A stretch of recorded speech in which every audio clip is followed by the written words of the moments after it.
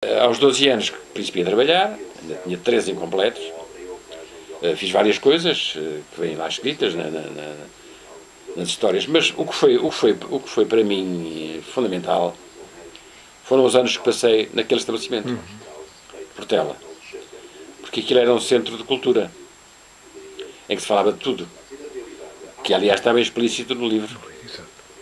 Sim, senhor. Era um centro, era uma tertúlia, quase constante. Era rara a hora do dia em que não havia alguém a falar, a conversar sobre isto, sobre aquilo, sobre aquilo outro, sobre todos os assuntos. Daí a pôr no papel essas histórias foi fácil para mim. Fácil escrevê-las, porque foram escritas, reescritas, lidas, relidas,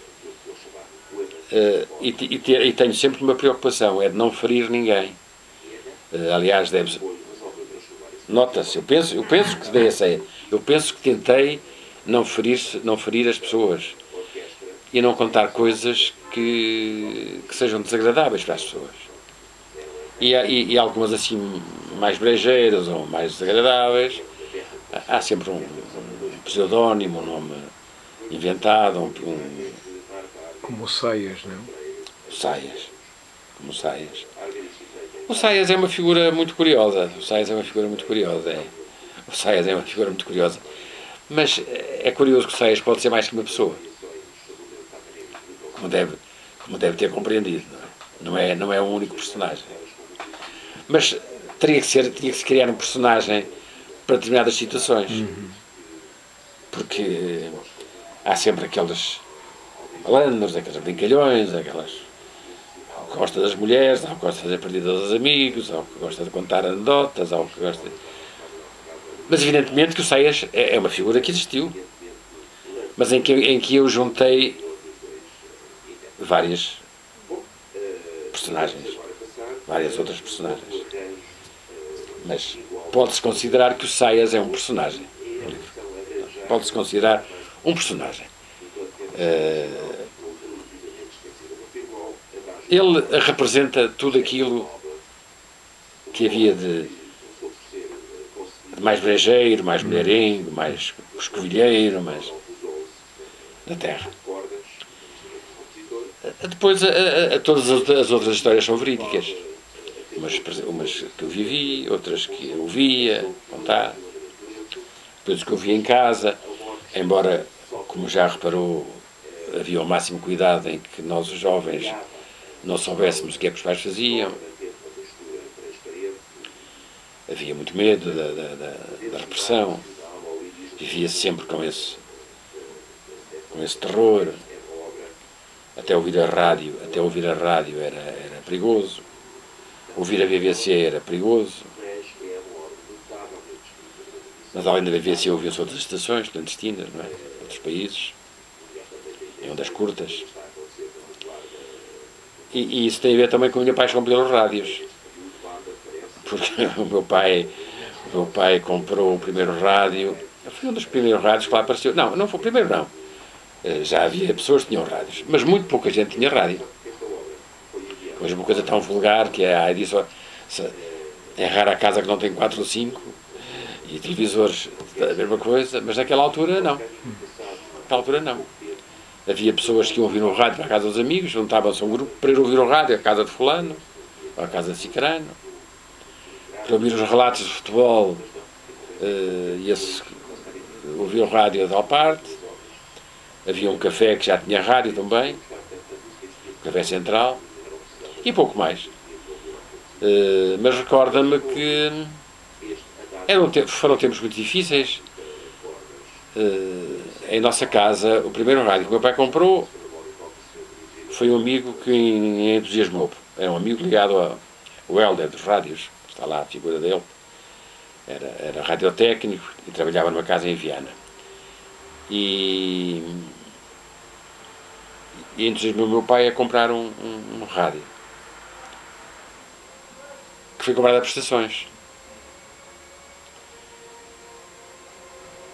E é curioso que uma das contribuições para essas prestações foi que deixou de se comprar vinho para as refeições.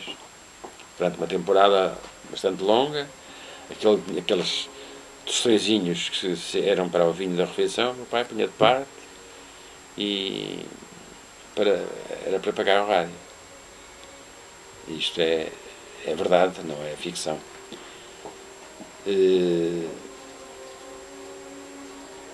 Depois de tudo aquilo... Ali havia grupos mais de elite, havia grupos mais populares. O senhor estava numa espécie de meio de procurar conciliar, isto é, há figuras populares, mas há as figuras da sociedade, onde vão os mais poderosos da zona, alguns trabalhando aqui em Lisboa, em cargos governamentais.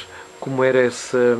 Era uma cidade, não diria de classes, mas era uma cidade em que havia distinção entre... Atualmente há uma clivagem maior. Naquela altura havia uma maior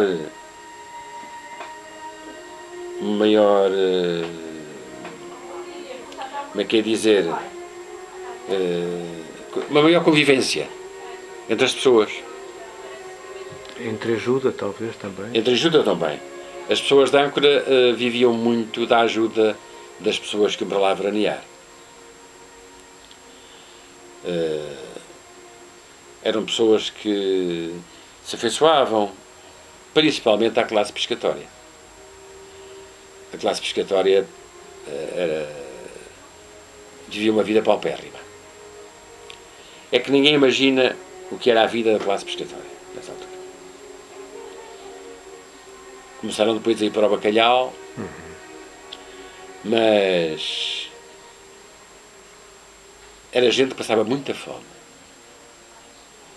Eu ainda hoje, quando falo nisso, fico um pouco comovido, porque íamos para a escola e a gente sabia que havia companheiros nossos que não comiam. Não tinham que comer. Pediam uma bucha de pão aos amigos, aos companheiros. Lutava-se por uma bucha de pão. Mas, entretanto, há algum desenvolvimento industrial, sei lá, o leite, os laticínios, tudo relacionado ainda com a marca, a manteiga, etc. Nessa época havia imensas indústrias em Vila Praia de Âncora. Havia serrações, havia moinhos, havia a indústria de laticínios,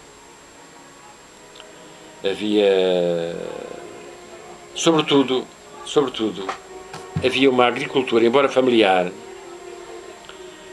era uma agricultura de subsistência, mas que era importantíssima. Mas havia coisas como os enchidos que faziam o seu gosto, o seu sabor. Sem dúvida nenhuma havia exatamente, havia as padarias, havia as salsicharias, pessoas que faziam isso para ganharem a sua vida, mas que eu tenho a impressão mais que eles eram gente que gostavam daquilo que fazia, gostavam daqueles trabalhos. Depois foram desaparecendo, quer dizer, começou, porque a vida tem destas coisas, desde que a juventude começou a ter outros caminhos, a afastar-se e tal, mas mais ainda foi com a imigração que muitas dessas coisas apareceram. As pessoas tiveram a necessidade de abandonar a terra. Muita gente foi-se embora. Só um exemplo, isto é um exemplo frisante. Chegámos a ter lá 4 equipas de futebol. 4. Não contando aquelas que os miúdos faziam. Mas 4 equipas quase oficializadas, não digo federadas, porque não eram. Que ombreavam umas com as outras. Ombreavam umas com as outras e disputavam torneios ali naquelas redondezas, com os de Caminha, com os de Lanhelas, com os de Fife, de Barroselas. Depois começou a haver uma dispersão. O mesmo aconteceu com o Orfeão, não é?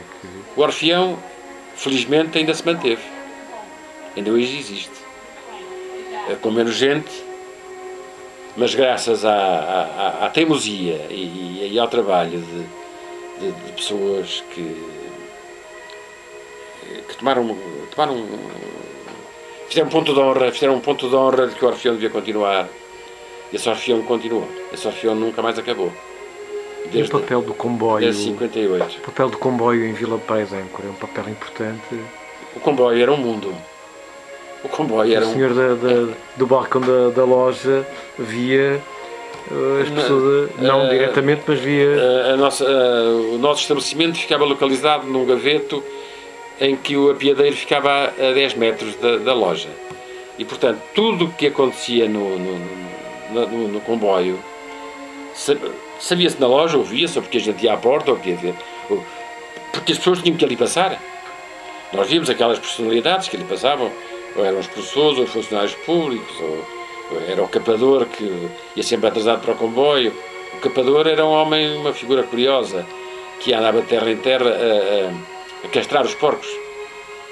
Era um homem muito ocupado, porque quase toda a gente tinha o seu porquinho porque era um milheiro que ia fazendo.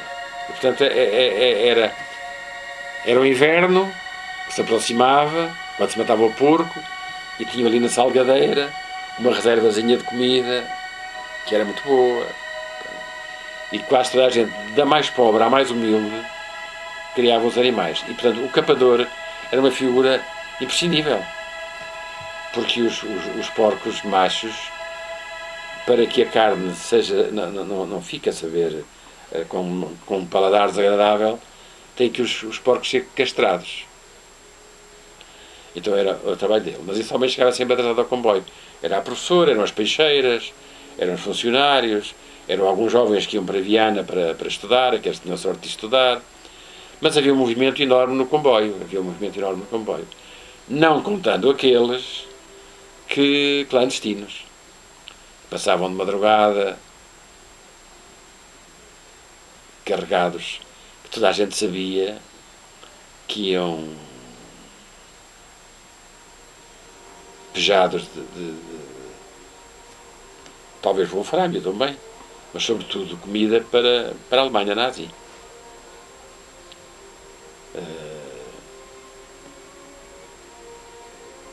Esses comboios passavam quase sempre de madrugada, às escuras. Eram odiados pelas pessoas. A gente sabia o que aqueles comboios levavam. E a relação com os veraneantes? Era uma relação amigável, mas havia umas veraneantes que vinham da montanha para o outono e que tinham características diferentes, vestiam de negro, não tinham muita higiene. Nessa época, todas as pessoas que vinham para Vila Praia de Âncora eram chamadas os fidalgos. Isto devia vir de tempos antigos, quando vinham aquelas famílias de condes e viscondes e morgados de Ponte de Lima, dos Arcos Valdevez, aqueles senhores das terras, que eram muito poucos, traziam as suas famílias, os seus criados e vinham para Âncora. E a população começou a chamar-lhes fidalgos. Os fidalgos foram desaparecendo, as coisas foram-se democratizando e vinha muita gente que já não eram fidalgos, eram empregados bancários, eram comerciantes, eram empregados de escritório, professores, mas eram sempre os fidalgos. Esses eram os fidalgos. Essa outra comunidade que vinha no fim das colheitas, sempre no princípio do outono, para alta da festa da bonança, essas desciam lá da serra, vinham dos confins do país, vinham lá das neves de Castro Laboreiro e de Melgaço, que eram as castrejas. Isso aí já era outra comunidade, então eram as castrejas. Mas essas outras castrejas tinham uma característica a quem já ninguém chamava fidalgas. Eram castrejas, pelo seu modo de vestir, porque era gente de povo, vestiam os seus trajes tradicionais, as mulheres casadas todas vestidas de preto, não vinham homens para a praia. Vinham as mulheres e as crianças. Os homens estavam em França a trabalhar. Vinham pelo Natal, talvez uns dias de férias, naquela altura ainda as férias não estavam institucionalizadas como agora. Mas isto em que década? Na década de 50 ou já na década de 60? Na década de 50, 40, 50. 40, 50. 40, 50. É. E ainda continuam a vir. Ainda continuam a vir, mas hoje já não tem aquele aspecto que tinham nessa época. Não é? Hoje já tem. E vinham para a praia usufruir das vantagens da praia, Vinham. como o iodo. Elas vinham depois das colheitas, traziam tudo quanto era mantimentos consigo, vinham prevenidas com tudo aquilo que era preciso para a sua subsistência e ficavam acorteladas porque elas chamavam quartéis onde ficavam. O quartel podia ser uma sala, uma casa de pescadores, em que elas ficavam em comunidade. Estendiam as mantas, os cobertores, e ali ficavam mulheres e crianças, porque não havia quartos, nem casas de banho, ficavam nas casas mais humildes de Portinho. E eram esperadas com ansiedade, porque a chegada das castrejas era o sinal de que em setembro ou outubro havia um bocadinho de toucinho, chouriço, farinha, que elas traziam e que depois deixavam sempre aquilo que lhes sobrava e que não era pouco. E não vendiam? Não, davam às pessoas. Não vendiam nada. Isso é tudo oferecido àquelas pessoas que as recebiam. Nunca soube quanto é que elas pagavam, nem quanto é que era a renda da casa. Foi um pormenor que nunca me preocupou. Quer dizer, não se falou nisso. Mas não devia ser muito. Não devia ser muito. Porque eles iam para casas modestas. Nem iam para pensões, nem para hotéis, nem para coisa nenhuma. Iam para as casas dos pescadores, sobretudo. E depois o curioso era os banhos, porque elas vinham para... aquilo parecia quase um ritual, sabe? Era quase como se fosse um ritual, uma coisa. Parece que vinham para lavar vinham para se lavar de todo o ano, da sujidade que tinham todo o ano, porque eram olhadas assim até de soslaio, onde entravam nas lojas, porque aquelas roupas delas, como viviam em casas sem chaminés, e eu ainda assisti isso, casas cheiravam a fumo e ao cheiro dos animais com quem conviviam, viviam paredes meias com os animais, de modo que aquele cheiro do fumo e dos animais impregnava-se na roupa e quando vinham em conjunto aquilo notava-se, tinha que se notar. Fora isso, eram pessoas que faziam compras, iam à loja de Portela, eram pessoas que falavam uma linguagem estranha, um linguajar que era um misto de português, espanhol. Havia lá um professor e um padre, parava muito pela loja e dizia: este é um português mais arcaico, um português antigo. Mas é natural que fosse também um pouco era uma língua galaica. Sim, ela estava ali na raia de Espanha, era uma língua uma mistura que nem era galego nem era português. Tinha palavras muito curiosas que nós ouvíamos. O curioso é que havia pessoas que, por ignorância, ou falta de cultura, desfrutavam-nos um pouco. Riam-se delas, não? Daquelas maneiras de viver, daquelas... Achavam isto, era uma coisa estranha. Mas não admira porque, dado o meio em que vivíamos, dado os transportes que não havia automóveis, hoje Castro Laboreiro, para ir a Castro Laboreiro, a gente chega lá numa hora e meia, vai a Castro Laboreiro, vai lá almoçar, vai-se comer uma truta, um cabrito, lá uma pousada. Naquela altura não, naquela altura Castro Laboreiro era lá nos confins. Outra coisa, o senhor esteve sempre muito ligado à música, aprendeu piano e tocou saxofone. Como é que era isso num sítio como Vila Praia de Âncora? Não, o sítio como Vila Praia de Âncora é que existia uma banda de música. Vila Praia de Âncora é uma terra com muita tradição. Hoje, infelizmente, não há uma banda de música. Hoje temos uma academia, que é a Academia de Música Fernandes Fão,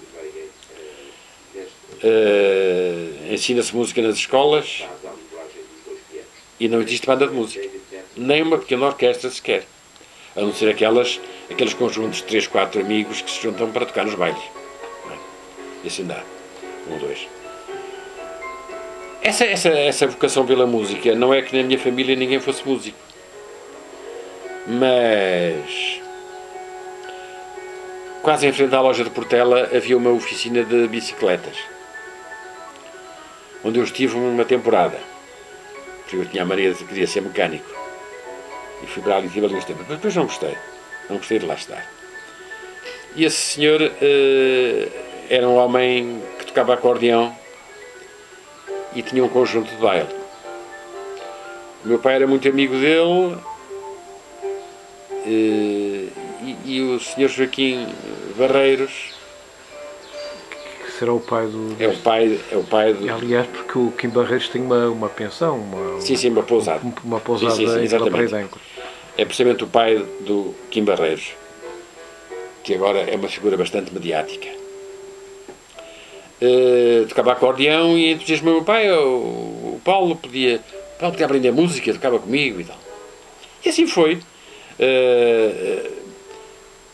Eu gostava muito convivia com amigos, tocavam música, uns tocavam viola, outros tocavam clarinete, outros tocavam na banda de música, mas eu tinha um modo de vida que não me permitia isso, porque naquela altura trabalhava só sábado, trabalhava só domingo de manhã, e eu vi logo que para fazer parte da banda era impossível, porque naqueles dias tinha que trabalhar e as bandas normalmente tocavam, aos sábados e domingos tocam. E daí a minha ideia de ir para a banda, embora tivesse um amigo que foi o meu primeiro mestre, Cesário Lagido, que até ficou um bocadinho aborrecido comigo porque eu pensava que não queria ir para a banda por uma questão de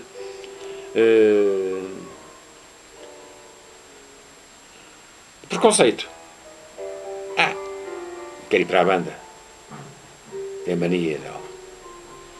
Mas essa situação depois acabou por se desaparecer, porque compreendeu de facto que eu não podia ir para a banda porque tinha que tocar no outro instrumento que era ao balcão. Trabalhava só domingo de manhã e às vezes ao domingo de tarde, que era preciso arrumar a loja. Eram aquelas rotinas que depois foi acabando e assim foi. O meu pai foi ao Porto, o meu patrão, o Portela, emprestou o dinheiro e foi comprar um saxofone, em segunda mão, que custou, na altura, 900 escudos. E eu ganhava... Isto tinha quê? 18 anos? 17? Tinha uns 14 ou 15 anos. Ter uns 15 anos, vá lá, talvez uns 15 anos. Eu ganhava na altura, não sei, o meu primeiro ordenado foram 100 escudos por mês, talvez ganhasse uns 150 ou 200 escudos na altura, não é? E o meu pai, quem prestou o dinheiro para o saxofone foi o meu patrão. E assim foi. E depois recebi lições desse amigo Cesário Lagido, mas paralelamente eu queria mais qualquer coisa, tinha aspirações de saber mais qualquer coisa. E havia em Âncora uma professora a sério, a Dona Emília Fão, de que éramos amigos, que ao domingo tarde me dava lições de piano. E eu então passava as tardes de domingo, assim umas horas, a lhe ao piano. Depois cheguei à conclusão de que era impossível, não. Sem piano em casa, e estudava num piano que havia na sociedade, mas piano desafinado. Não, isso não tem futuro. E acabei por pôr de parte, mas nunca desisti. Tive depois um acordeão, tive um clarinete, tive várias coisas, e fui aprendendo assim, com alguns mestres autodidatas. A escola não havia, não é? Não havia escola de música. Hoje já temos uma academia de música em que se aprende música a sério. Na altura não havia. E na loja do Portela, afinal, o que é que se vendia? Eram tecidos? Na loja de Portela vendia-se de tudo, ligado aos têxteis. Era tecidos a metro, eram roupas, camisas, cuecas, piugas, e até havia uma secção de retrosaria, vendia-se tudo. Tudo que fosse ligado aos têxteis, linhas, agulhas, dedais, botões. O cliente chegava ali e queria comprar um fato, lava tudo, lava os botões, lava as linhas, lava... E tínhamos uma clientela muito boa,